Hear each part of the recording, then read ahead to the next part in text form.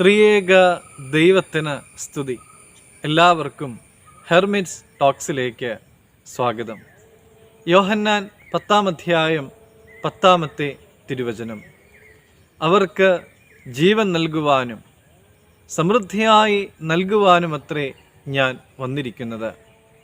നമ്മുടെ കർത്താവ് യേശു തമ്പുരാൻ പറഞ്ഞ വാക്കുകളാണ് ഇത്.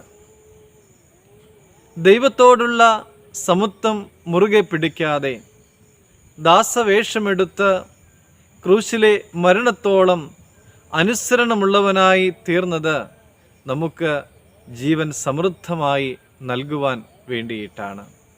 നാം നമുക്കുള്ളത് മുറുകെ പിടിക്കുവാനായിട്ട് ആഗ്രഹിക്കുമ്പോൾ ഒരു കാര്യം ഓർക്കുക, ദൈവം നമ്മെ ഈ ലോകത്തിൽ സൃഷ്ടിച്ചാക്കിയിരിക്കുന്നത് മറ്റുള്ളവർക്ക് വേണ്ടിയിട്ടാണ്.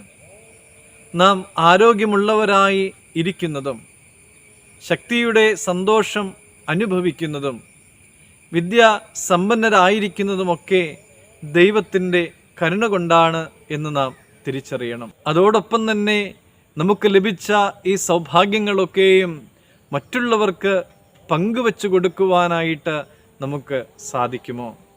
ആരോഗ്യമില്ലാത്തവർക്ക് അത്താണിയാകുവാനും സന്തോഷം പകർന്നു കൊടുക്കുവാനും വിദ്യ പകരുന്നവരായി മാറുവാനുമൊക്കെ നമുക്ക് സാധിക്കുമോ?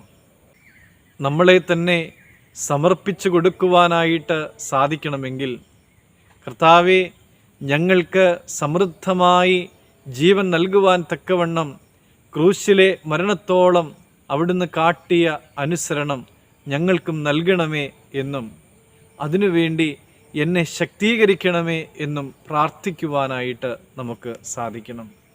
ദൈവം നൽകിയ നന്മകളൊക്കെയും പങ്കുവെച്ചു കൊടുക്കുന്നവരായി മാറുവാൻ, നമുക്ക് ദൈവത്തോട് അനുസരണമുള്ള മക്കളായി മാറുവാൻ ഭാഗ്യമുണ്ടാകട്ടെ എന്ന് പ്രാർത്ഥിക്കുന്നു. ദൈവം അനുഗ്രഹിക്കട്ടെ.